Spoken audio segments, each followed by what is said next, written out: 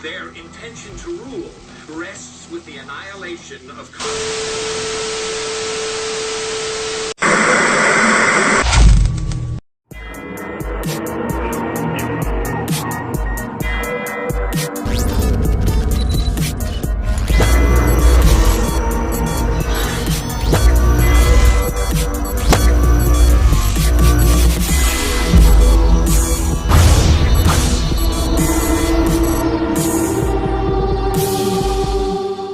Scientists are releasing a new warning about the threat of a massive supervolcano eruption, like the one under Yellowstone National Park in Wyoming. The European Science Foundation has released a 70-page report called Extreme Geohazards: Reducing the Disaster Risk and Increasing Resilience. It references the Yellowstone supervolcano. Northwest Wyoming, land of geysers, mountains, and lakes, is also sitting atop a supervolcano. And it just took what scientists describe as a deep breath.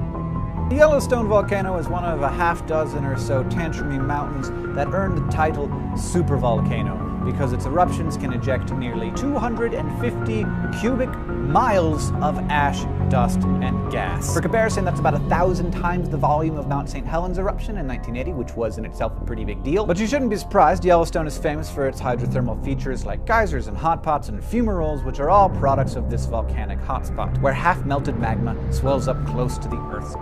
Swarm of earthquakes have hit Yellowstone National Park over the past week. The park is home to a massive supervolcano that could erupt at any time. So is the swarm warning us about a looming disaster. RT's Brigitte Santos joins me live from Los Angeles with the details. So Brigitte, how many earthquakes have hit Yellowstone this week? Natasha, the U.S. Geological Survey has tallied up over 500 earthquakes in that area in the past week. Now, this swarm began on June 12th, and it is currently ongoing. Swarms are incredibly common in this area. In fact, they account for about 50% of all of the seismic activity in Yellowstone.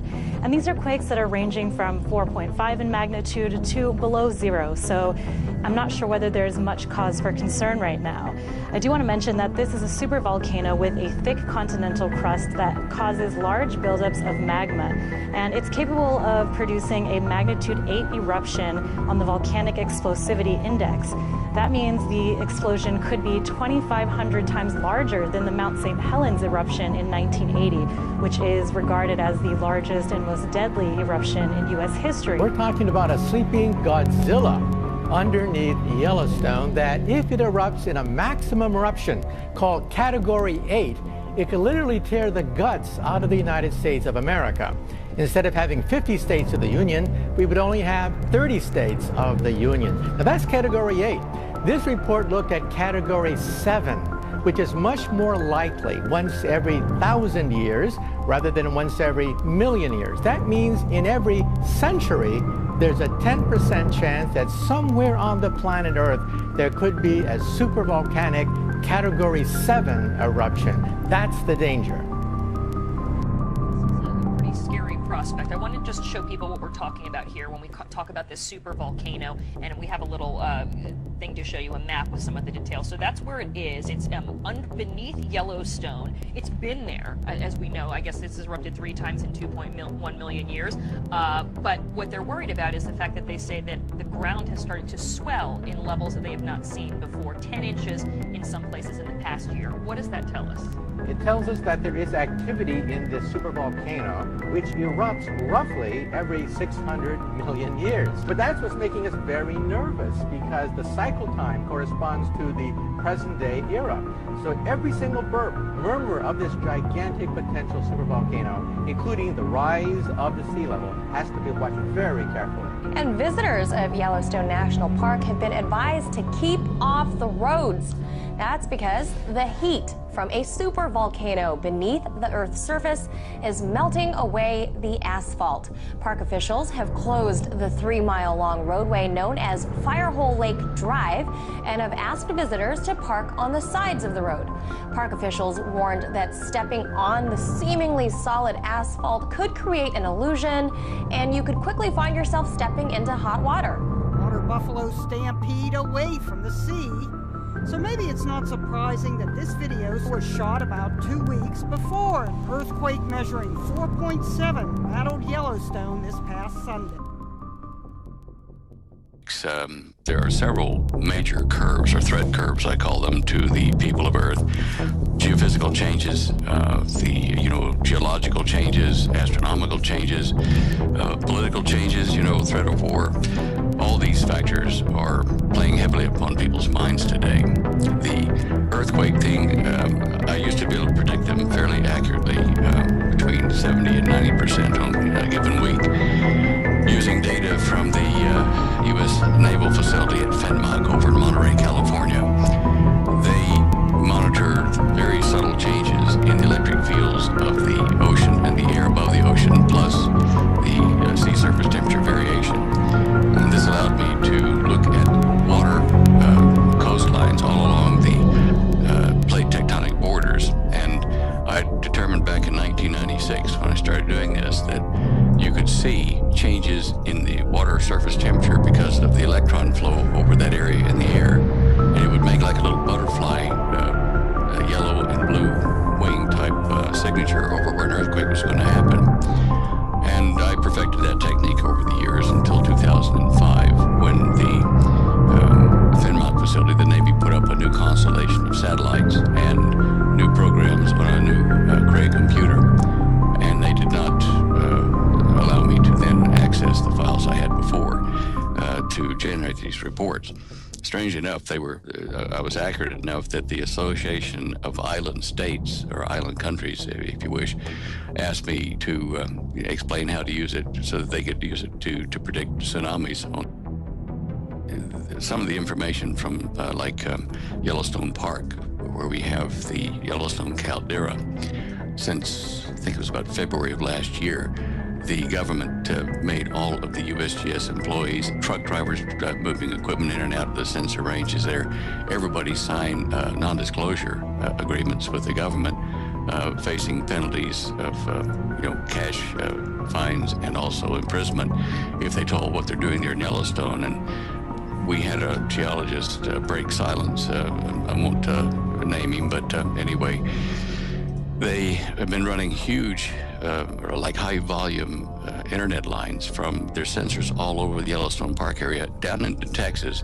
I think they may be now switching it over to the NSA facility in Utah. One of those catastrophic supervolcanic eruptions may be, several 100,000 years between times, but what they're doing now is they're measuring the increased appearance of helium, an isotope of helium gas, which was buried way down deep underneath the Yellowstone.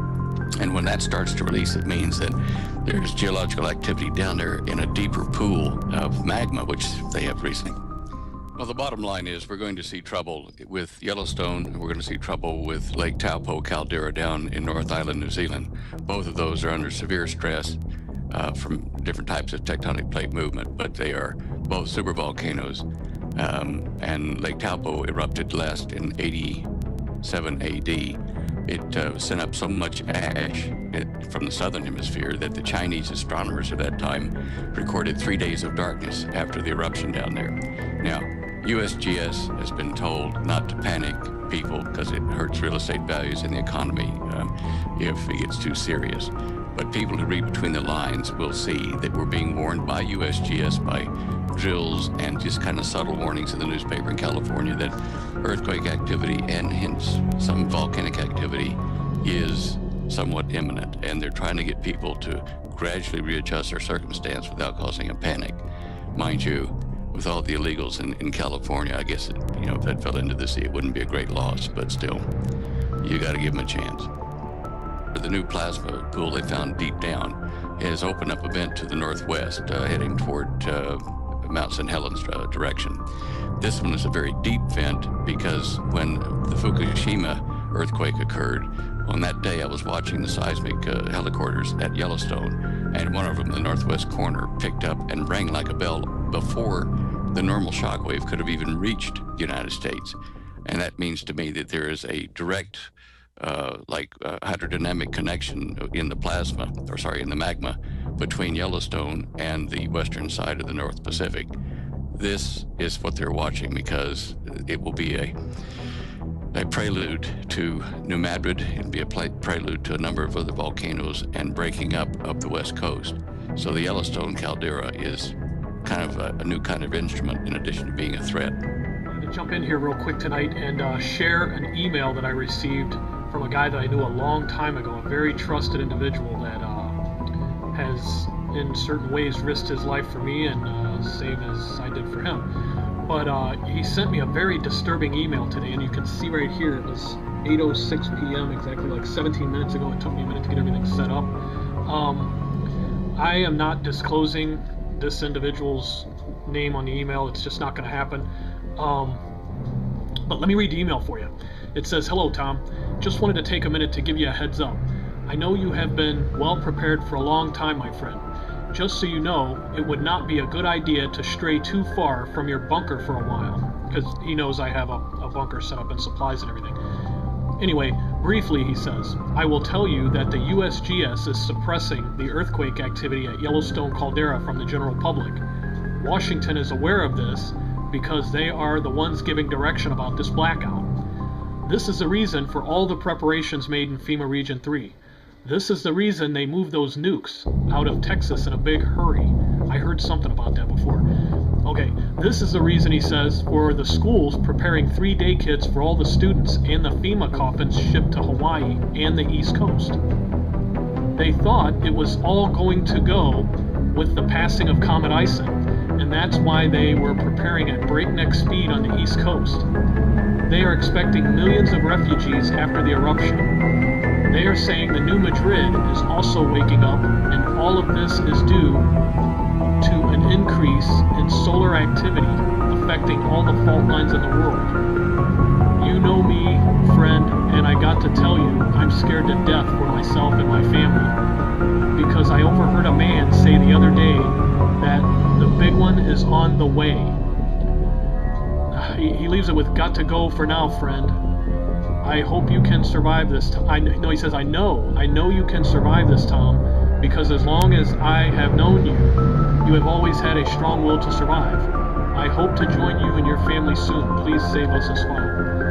And he knows that I will always have a spot for him, but this is definitely pretty disturbing, and I guess it's all coming through the State Department, USGS.